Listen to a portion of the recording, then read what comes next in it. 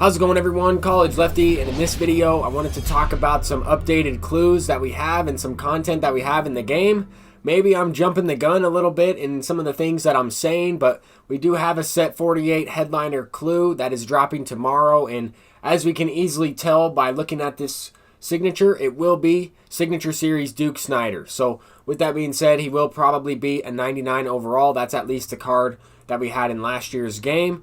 Let's go ahead and hide the face cam. We'll talk a little bit about the player's attributes. We'll talk about some of the brand new pennant race rewards as well as World Series rewards and kind of break down these cards a little bit further. And I would be willing to bet that these are the exact same attributes that we'll see on this year's Signature Series Duke Snider. I mean, I don't know why they would change a little bit. We saw the same thing with Rod Carew in his signature card. He was also a headliner. And I think the current Duke Snider that we have in the game right now is a World Series reward. He's mainly a platoon bat against righties, and this one will be able to hit lefties much better. But we do have a brand new series of pennant race cards. Forrest Whitley, future star. This card looks pretty good. He does kind of remind me of Oral Hershiser in some ways. He doesn't have as much stamina, but he does have, good hits in K per 9. He's got great velocity. His sinker should be getting up to about 97, 98. He doesn't have outlier on that pitch, but it still should be very effective in the sense that it should be breaking a lot with 97 break. I think that 97 break, though, is more likely to be on his changeup, or at least the highest break on this repertoire will probably be his changeup. He also has the illusionist quirk, so you would have to assume that that's over 85 to earn that, to meet that threshold. Anyway, Larry Doby is the other pennant race reward. We have the center fielder, Signature Series Larry Doby, 113 contact, 104 power. And honestly, I wasn't sure that this card was going to be released into MLB The Show 20 because I would think that he would have a gold card if I knew that they had the rights to him. I don't know. I'm surprised that they didn't go with, maybe even a lower rated diamond like he had in MLB The Show 18. It just would have been nice to get this card a little bit sooner, because it just seems like whenever they release a Larry Doby, there's always Duke Snider to go with it, and Duke Snider is slightly better in almost every category. So it's just interesting, but I do like this card. It is free for a pennant race reward, so that's pretty awesome for budget teams, people that maybe just recently got the game, they're grinding ranked seasons. They can make it to pennant race, earn a couple free good cards, and maybe even lock those cards in for Mike Trout if you're still working on some of those vouchers. Anyway, Mike Piazza was indeed the World Series reward. This is a Silver Slugger Mike Piazza, so he does have maxed out contact and power against lefties. I think that's plus 10 to what we saw on the other card, the Signature Series card from last year. His defensive stats are identical, and I think he has a little bit less contact against right, maybe a little bit less vision and clutch as well, but the power is still pretty good, 105. I think that's right around what he had last year. I mean, this card's all around pretty solid. 40 speed is enough. I think he had 45 on the other one, so not bad at all. I mean, this card should be pretty good for a lot of people. I would be lucky if I got a couple base hits with them, maybe a few homers. I might have to try him out just to see how he would do, but I really like Craig Biggio this year, and he's a new legend, so I'm going to probably just keep using Craig Biggio. Anyway, Ted Williams is the guy I'll be choosing if I do end up making World Series. I didn't make it this last season, just didn't play enough games. I won all the games I played. I only played 5 though, so that didn't really put me in a good position. I do have Ricky Henderson on the team, but I plan on choosing Ted Williams. If I don't make it, if I don't get him right away, I'll probably just buy him off the market and use him. This card's amazing. He has 125 contact, 123 power. He actually might be better than Babe Ruth in some ways. I know he doesn't have as much power against lefties, but he does have a much quicker swing. It's a few frames quicker, I think, in the swing type, kind of similar to Alberto Mondesi, who I use on my creative player. But all around, some pretty amazing cards. Honestly, I mean, all 5 cards should be really good. We got the 4 released today. We got another headliner coming out. I'm just excited, that they're releasing some announcements. They're giving some hints. They're hyping up this stuff. We got to hype up this content, man. I mean, I'm just trying to, give positive feedback and critique in a positive way. I'm not trying to, be negative in some of the things that I'm saying, but, I am looking for that communication. I am looking for those tweets, the hype to kind of, get these reveal videos or get these guessing type of prediction videos out there, show you some clues, show you some of the brand new content, hop into some gameplay. It just makes the game a lot more exciting. And I know I'm not the only one who's thinking some of these things. I know I'm not the only one who's talking about this type of stuff. People want to know what's going on in the game, so that way they can prepare their stubs, they can prepare their team. We want to know what's happening, and we're starting to get that information out a little bit more, so that's good. That is helpful. In this game, we started off with Madison Bumgarner batting in the 2 spot. Now he's getting hit a little bit. We start off this one with a leadoff walk, a base hit from Craig Biggio.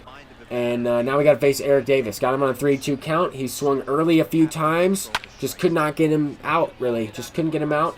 Has a late base hit. This is going to score a couple runs. Probably should have scored a couple runs. He got messed up on the bases, though. And we got him out at first. So 96 speed. He doesn't have the prestige version of Eric Davis. That card's amazing. If you don't have him, he is a good budget card. And I say budget because he's, under 50K. A lot of these expensive cards, like Larry Walker, they hit home runs every single time. They go for like 200,000 stubs. Some of those players are a little bit more expensive. But, with some of these brand new World Series rewards, these cards, some of the end game cards that are coming out now are going to be really expensive just because they're released a little bit later in the game cycle. People have a ton of stubs this year, and they're trying to spend them on really good players. So I'm kind of curious to see how the market's going to be affected with some of this stuff coming out. I mean, I'm still looking to see an updated schedule. That's the main thing I'm looking forward to, because we could have some really good things on that. And maybe I'm getting my hopes up. I don't know. I'm hoping that we get some really good stuff. Anyway, in this game, we're down 3 runs. Larry Walker hit that 3-run shot. Craig Biggio is smacking one up the middle. Kind of a blooper, but he throws it all the way home. I mean, Eric Davis does have a great arm out there. He does have, a diamond defense, some of the best defense in the game. But I'm taking the extra base. And honestly, it doesn't really help me out in this situation. I don't know how it's not a home run. That pitch was thrown at about 94 miles an hour, I think, a 94 sinker. I'm not exactly sure what the feedback said, but I know I only hit it like 88 miles an hour off the bat. And that's Vladimir Guerrero up there. It's just unfortunate. But we end up taking the lead here. Stan Musial batting in the leadoff spot. Kind of an interesting leadoff hitter, but I'm looking to grind some prestige stats with him. Now we pinch hit Larry Walker for the pitcher. I wanted to use Madison Bumgarner. I don't know. I was just feeling it. First time I did it, I hit a home run with them, so I figured, why not put him back in the top of the lineup, get another AB with them. I want to use that card in ranked seasons, but I just didn't have time today to sit down and play some ranked. I want to grind ranked seasons for Ted Williams. I mean, I already bought Ricky Henderson. It wasn't like I really wanted to grind for Chris Sale in that way. I mean, I can purchase him if I want him. But Ted Williams is someone who I always try and unlock. I'm going to try and get to World Series to get him, for sure. And that's a great card. I mean, he's going to be going for like 500,000 stubs initially. And then, who knows, he could sit right around there, depending on what else comes out affecting the market as well. But I think we should, we should be getting some August Player of the Month stuff. I know I've been getting asked a lot about that. I talked a little bit about that in my last video. I would have to think that some of these cards that they're going to release for the August Player of the Month have already been chosen. Maybe they're just waiting till the end of the month for sure, and who knows? Someone might hit 3 home runs in today's game and deserve a Player of the Month card. I don't necessarily know how they choose some of those guys, but I would think the lightning boss would be Tatis, like I mentioned in the previous one. But I'm just kind of thinking, like, even if they miss somebody, like if they released the Player of the Month a few days before the month was over. Even if they miss somebody, they could always just release that card into a Topps Now set, or the next Topps Now week. Just put them in that one. I don't know. I'm just thinking about a variety of things. But maybe I was jumping the gun a little bit with some of the comments that I made, some of the stuff I was thinking about. I was just, I've been keeping up with all the updates and all the tweets and everything that the developers are talking about with this game.